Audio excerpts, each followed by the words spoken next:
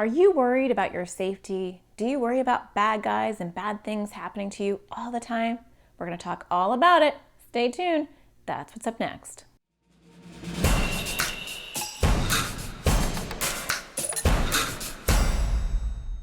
Hi, my name is Natasha Daniels. I'm a child therapist and I make videos for kids with anxiety or OCD. Today I want to talk to you about bad guys. Dun dun dun dun. A lot of us worry about bad guys. We worry about people hiding in our house or coming in and kidnapping us or killing us. All sorts of creatively disgusting things. Is that you? Do you worry about bad guys? So I want to talk to you about that because a lot of us who have an overprotective amygdala, part of our brain that is supposed to protect us, but it is alerting us of dangers that are not there. And you have two choices. You can, one, go through your entire life being afraid of your shadow, thinking that something's gonna jump out at you at any moment, or two, you can retrain your brain. I vote for number two because I don't like living paralyzed with fear every day of my life. And so the likelihood of something bad happening to you, the likelihood of a bad guy breaking in is so statistically tiny that it is not worth worrying about. Because the odds of something like that happening to you are so unbelievably small that it does not warrant you worrying about it 24 hours a day, 7 days a week, 365 days a year.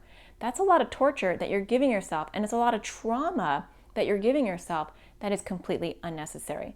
Because when you live on yellow, high alert, like you're about to be attacked, your body responds. And so your heart rate's going and you're living under a lot of stress that is completely unnecessary.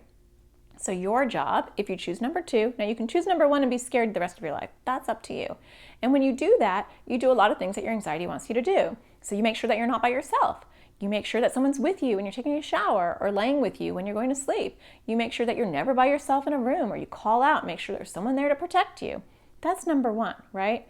When you do that, you're telling your brain, you're telling your lifeguard, good job, lifeguard. Thanks for, high five to you for keeping me safe from all these invisible bad guys, right? And then your lifeguard's like, I'm doing a great job. I'm going to warn her more. Watch out for that. Watch out for that.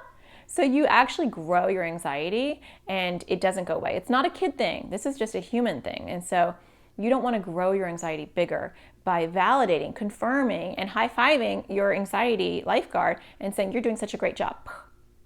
Now, if you choose option two, you want to retrain your lifeguard. You want to retrain your brain. You want to say, I know you think there's bad guys. I know you think that if you see dark, you see danger, but that's not accurate. That's not true. And so I have to do these things anyway and give myself challenges, maybe one at a time. You don't have to overwhelm yourself, but maybe one at a time. And I'm going to tell myself positive, what I call green thoughts, anytime I'm in a situation where my lifeguard is freaking out. So let's say I'm in the shower and I'm washing my hair. My lifeguard goes, oh my gosh, someone can come and attack you.